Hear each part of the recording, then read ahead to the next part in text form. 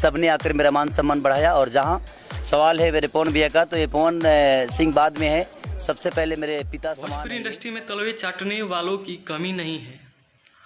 और ये भी बता दूं कि तलवे चाटते हैं, लेकिन चाटते किसी और के हैं, गाते किसी और के हैं।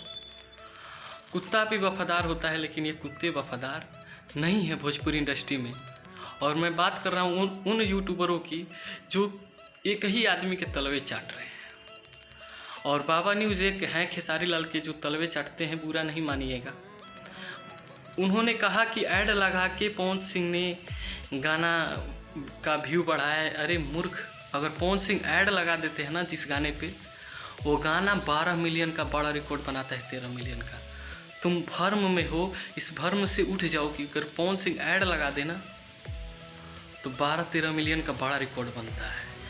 और मैं तुमको बता दूं कि तुमने एक पोस्ट किया है, कुछ अश्लील नाम को भी लिखा है, आप यहाँ पे देख रहे हैं। और इन्हीं से पता लगाइए कि इनका मानसिक संतुलन कैसा है।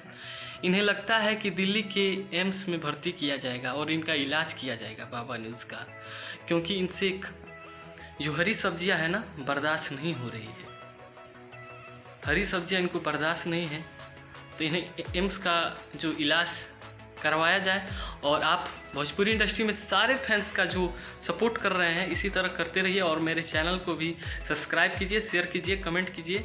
मिलते अगले वीडियो में, तब तक के लिए जय हिंद।